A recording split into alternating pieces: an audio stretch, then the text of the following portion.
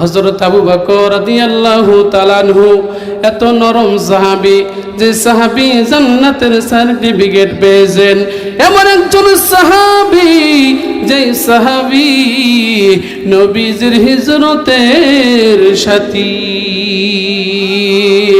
হযরত আবু বকর রাদিয়াল্লাহু তাআলা আনহু যখন তিনি খলিফার মসনদে বসেছেন, একদিন হযরত আবু বকর কুফা নগরীতে তিনি সফরে গেলেন। জোরে বলেন কোথায়? হযরত আবু বকর কুফা নগরীতে সফরে গেলেন।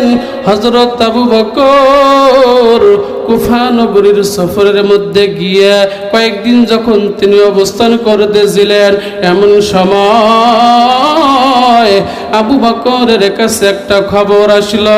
কি খবর আসলে একটু শুনেন। হযরত আবু বকর রাদিয়াল্লাহু তাআলা আনহু কুফা নগরীর মধ্যে অবস্থান করেছেন। আবু বকরের কাছে একটা খবর আসলো, হে আবু বকর, তোমার যে এলাকায় তুমি অবস্থান করেছো, এই এলাকার মধ্যে এক গ্রামের মধ্যে একটা যুবক মারা গেছে।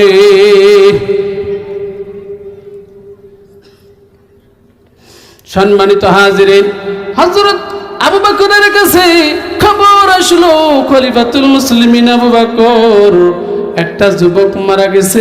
কুফা নগরীর মধ্যে একটা যুবক মারা গেছে, যুবক মারা গেছে। এই কথা, এই সংবাদ যখন হযরত আবু বকর যখন শুনছেন, হযরত আবু বকর এক মিনিটও দেরি করে নাই, সঙ্গে সঙ্গে যুবকের এলাকায় চলে গেছে।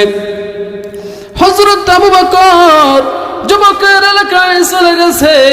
চলে যাওয়ার পর হযরত আবু বকর লক্ষ্য করে দেখে যে এলাকায় যুবক মারা গেছে, যে গ্রামের মধ্যে যুবক মারা গেছে, আবু বকর লক্ষ্য করে দেখে ওই গ্রামের মানুষগুলো, ওই এলাকার মানুষগুলো আনন্দ নাচানাচি করতেছে। সুবহানাল্লাহ, মানুষ মারা গেছে, সুবহানাল্লাহ, নাচানাচি করতেছে। আমি আপনাদের কাছে প্রশ্ন, যুবক মারা গেছে, আপনার আমার গ্রামের মধ্যে যদি কেউ মারা যায়, বলেন তো আমরা নাচানাচি করি না কান্নাকাটি করি? দুঃখ বেদনা, কথা বলেন ঠিক কিনা? ব্যথায় ব্যতীত হই, আফসোস করি, হারে লোকটা মারা গেছে, লোকটা ভালো ছিল, যুবকটা মারা গেছে, হারে আরো কিছুদিন বাঁচত, যুবকটা এখনো বিয়ে শাদী করে নাই। এমন করে কেউ যদি আমাদের পাশে যদি গ্রামে কেউ মারা যায়, আফসোস করি বলি। কিন্তু হযরত আবু বকর তিনি লক্ষ্য করে দেখলেন যে এলাকায়, যে গ্রামের মধ্যে যুবক মারা গেছে, ওই এলাকার মধ্যে হযরত আবু বকর গিয়ে তিনি লক্ষ্য করে দেখেন এলাকার মানুষগুলো আনন্দিত, এলাকার মানুষগুলো মিষ্টি বিতরণ করে, এলাকার মানুষগুলো খুশি হয়ে গেছে। হযরত আবু বকর অবাক হয়ে গেছেন, আরে তোমাদের গ্রামের মধ্যে একজন যুবক মারা গেছে, আর তোমরা সবাই আনন্দে মিষ্টি বিতরণ করো, সবাই তোমরা খুশি হয়ে গেছো, কি কারণে, কি কারণে, কি কারণে আনন্দিত বলো রে এলাকার মানুষ? হযরত আবু বকর চিন্তায় পড়ে গেলেন। যুবকটা মারা গেছে, মারা যাওয়ার পর তার লাশটা তার বাড়ির মধ্যে পড়ে আছে, এলাকার মানুষগুলো ধরে না, এলাকার মানুষগুলো ছয় না, যুবকের গোসলের কোনো ব্যবস্থা কেউ করে না। হযরত আবু বকর অবাক হয়ে জিজ্ঞাসা করে, তোমরা তো আনন্দিত কেন, তোমরা তো নাচানাচি করতেছে কেন? হযরত আবু বকর যখন এই কথা জিজ্ঞাসা করেছে, এলাকার মানুষগুলো ডাক দিয়ে বলেন, এ আবু বকর, এই যুবকটা মারা গেছে, মারা যাওয়ার কারণে আমরা আনন্দিত, যুবকটা মারা যাওয়ার কারণে আমরা খুশি হয়েছে। হযরত আবু বকর এলাকার মানুষগুলোকে ডাক দিলেন, মুরব্বীদেরকে ডাক দিলেন, গণ্যমান্য ব্যক্তিদেরকে ডাক দিয়ে বসালেন। আবু বকর বসানোর পর লোকগুলোকে জিজ্ঞাসা করেন, কেন তোমরা এত আনন্দিত? এলাকার মানুষগুলো আবু বকরকে সামনে বসাইয়া এবার ডাক দিয়ে তিনি তার যুবকের কথা বলতেছে, কেন তারা আনন্দিত হয়েছে, কেন তারা খুশি হয়েছে। যুবকের কথা এলাকার মানুষ তারা খুলে বলা শুরু করলো। আবু বকর যেই যুবকটা মারা গেছে, এই যুবকটা আমাদের কাছে মানুষ হয়েছে, আমাদের পরিবারের মধ্যে ছিল, আমাদের গ্রামের মধ্যে ছিল। এই যুবকের মতো খারাপ মানুষ, খারাপ যুবক আর একটাও নাই। এর মতন খারাপ চরিত্রের কোন যুবক এলাকায় নাই, এর মতন খারাপ যুবক, খারাপ মানুষ আর নাই। এই যুবকটা আমাদের গ্রামের মেয়েদেরকে উত্তেজিত করত, ইফটিজিং করত। কি করত? ইফটিজিং করত, জিনা করত, মেয়েদেরকে সে ধর্ষণ করত। মেয়েরা তার ভয়ে ঘরের বাহিরে বের হতে পারতো না একাই। এই যুবকটা আমাদেরকে অনেক জ্বালা যন্ত্রণা দিয়েছে। এই যুবকটা একটা মাস্তান টাইপের যুবক ছিল। জোরে বলেন কি ছিল? মাস্তান টাইপের একটা যুবক, একটা যুবক ছিল, মাস্তান টাইপের যুবক। এই যুবকটা আমাদেরকে অশান্তি দিয়েছে, কষ্ট দিয়েছে, কিন্তু হঠাৎ করে যুবকটা মারা গেছে। যুবকটা মারা যাওয়ার কারণে আমরা এত খুশি হয়ে গেছি।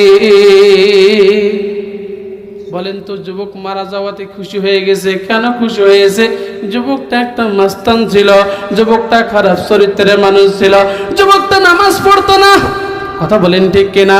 গ্রামের মানুষদেরকে কষ্ট দিত, গ্রামের মানুষগুলো তার যন্ত্রণায় তার অতিষ্ঠ ছিল। কিন্তু যুবক মারা যাওয়ার কারণে এলাকার মানুষগুলো খুশি হয়ে গেছে। হযরত আবু বকর এলাকার মানুষগুলোর জবান থেকে যখন যুবকের কথা শুনলেন, এবার হযরত আবু বকর এলাকার মানুষগুলোকে ডাক দিলেন, এলাকার মানুষেরা শোনো রে, যুবকটা যদিও খারাপ ছিল, যদিও যুবকটা নাফরমান ছিল, বেঈমান ছিল, যদিও যুবকটা তোমাদেরকে কষ্ট দিয়েছে, যদিও যুবকটা কষ্ট দিয়েছে, তারপরও তো লাশটা এইভাবে ফেলে রাখা যায় না। কথা বলেন ঠিক কিনা? যুবককে তো মাটি দিতে হবে। এইভাবে যদি যুবককে আমরা তার বাড়ির মধ্যে ফেলে রাখি, তাহলে তো লাশ পচে দুর্গন্ধ ছড়াবে। একে তো একটা ব্যবস্থা করে মাটি দিতে হবে। কথা বলেন ঠিক কিনা? প্রিয় ভাইরা আমার, গাজীপুর জেলার মানুষ, আমি আপনাদেরকে বলতে চাই, যুবকটা যদিও নাফরমান, যদিও যুবকটা গুনাহগার, যদিও যুবকটা এলাকার মানুষকে কষ্ট দিয়েছে, কিন্তু যুবক মারা গেছে, যুবককে তো কাফন দাফন জানাজা পড়াইয়া মাটি দিতে হবে। কথা বলেন ঠিক কিনা? হযরত আবু বকর এলাকার মানুষগুলোকে যখন এই কথা বলেছে, এলাকার মানুষগুলো আবু বকরকে ডাক দিয়ে বলেন, আবু বকর, এই যুবকটা আমাদেরকে এত কষ্ট দিয়েছে, আমরা তাকে ধরবো না, ছুব না, আমরা তাকে গোসল দেব না, আমরা তার জানাজাও শরীক হব না, আমরা তার জন্য কবর খনন করব না। হযরত আবু বকর সাফ জানাই দিলেন, আমরা তার কোনো কাজে অংশগ্রহণ করব না। আবু বকর অবাক হয়ে গেলেন, আবু বকর অবাক হয়ে গেলেন, আবু বকর অবাক হয়ে গেলেন। আরে, যুবকটা যদিও খারাপ ছিল, তাকে তো মাটি দিতে হবে। কিছু লোক হযরত আবু বকর সংগ্রহ করলেন। সংগ্রহ করার পর হযরত আবু বকর তিনি নিজেই যুবককে ধরলেন। প্রিয় ভাইরা আমার, যুবককে হযরত আবু বকর সহ কয়েকজন লোক ধরলেন। ধরার পর যুবককে মশারির তলে ঢুকালেন, যুবককে গোসল দিলেন। গোসল দেওয়ার পর সাদা কাফন দিয়া যুবককে একদম মোড়াই দিলেন। সাদা কাফন পরার পর হযরত আবু বকর নিজের ইমামতিতে যুবককে জানাজা দিলেন। ধরে বলেন কি দিলেন? যুবককে জানাজা দেওয়ার পর হযরত আবু বকর কবর খুঁড়লেন। কবর খোঁড়ার পর যুবককে কবরের মধ্যে রাখলেন। রাখার পর কবরের মধ্যে বাঁশ দিলেন। বাঁশ দেওয়ার পর বাঁশের উপর মাটি চাপা দিলেন। মাটি চাপা দেওয়ার পর যখন যুবক একদম কবর দেওয়া হয়ে গেছে, হযরত আবু বকর যখন দোয়া করে যখন বাড়ির দিকে রওনা হবে, মারাত্মক ঘটনা আমি আপনাদেরকে বলতে চাই। হযরত আবু বকর যখন জানাজা পড়ে যুবককে কবর দিয়ে দোয়া করে যখন বাড়িতে যখন আসবেন লোকবল নিয়া, হযরত আবু বকর তিনি লক্ষ্য করে দেখেন দূরে দেখা যায় একজন বৃদ্ধ মা, একজন বুড়া মানুষ লাঠি ধোঁকা দিয়ে কবরের দিকে আসতেছে। আল্লাহু আকবার, জোরে বলেন আল্লাহু আকবার। হযরত আবু বকর দাঁড়ালেন, দেখি তো কে আসে, কোন মহিলা লাঠি ধোকা দিয়া দিয়া লাঠিতে ভর করে করে কবরের দিকে আসতেছে। হযরত আবু বকর তিনি দাঁড়ালেন। আবু বকর লক্ষ্য করে দেখে মহিলা মানুষ আসতেছে আর তার বুকের মধ্যে চাপড় দেয়, হাত মারে, আহারে আর কান্না করে। এইভাবে এক পা দুই পা করে করে মহিলা মানুষ, বৃদ্ধ মানুষ কবরের কাছে এসে ধপাস করে কবরের উপর পড়ে গেছে। কবরের উপর পড়ে গেছে। কবরের উপর পড়ে যাওয়ার পর মহিলা মানুষ হাউমাউ করে কান্না করা শুরু করে দিয়েছে। ও আমার কলিজারে, হে আমার বুকের ধর, ওরে বাবা তুই আমার একটাই সন্তান, আমি মা দূরে গেছিলাম, তুই রাতের বেলায় হঠাৎ করে মারা গেছে রে বাবা। এ বাবা আমি তোর মা,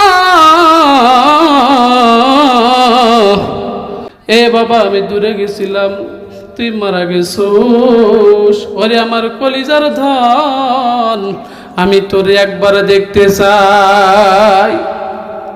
মা বৃদ্ধ মানুষ দূরে গেছিল, সন্তান মারা গেছে, দেখতে পাই নাই, কবরের উপরে বসে গেছে। আবু বকরকে ডাক দিয়ে বলেন, আবু বকর আমি মা হই, আমার মার মন মানে না, আমার সন্তানকে একবার দেখাও।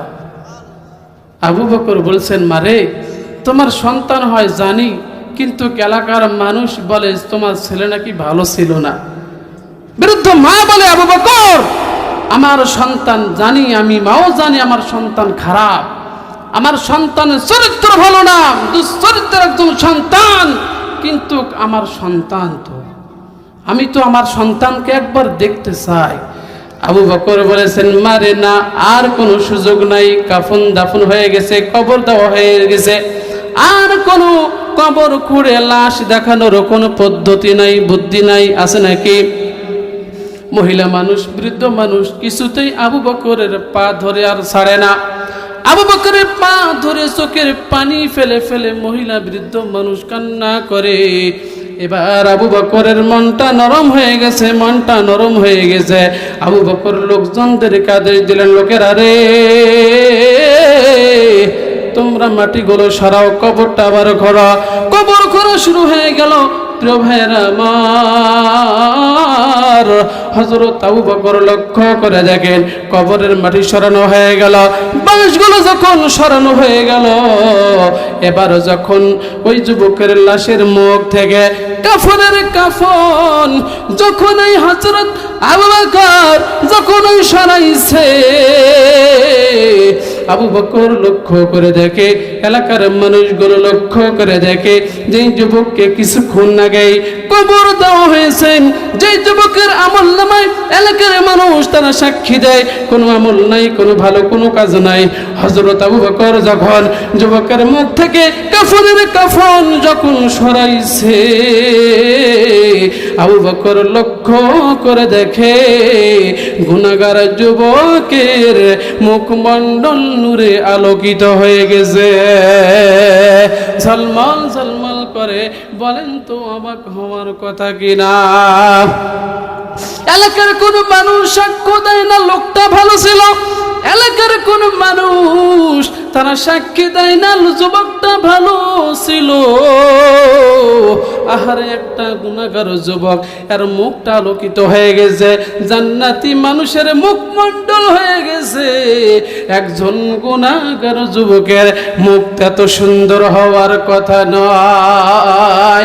হযরত আবু বকর চিন্তায় পড়ে গেলেন, কি কারণে যুবকটির মুখটা এত সুন্দর হয়ে গেল, কোন আমলের কারণে, কি কারণে?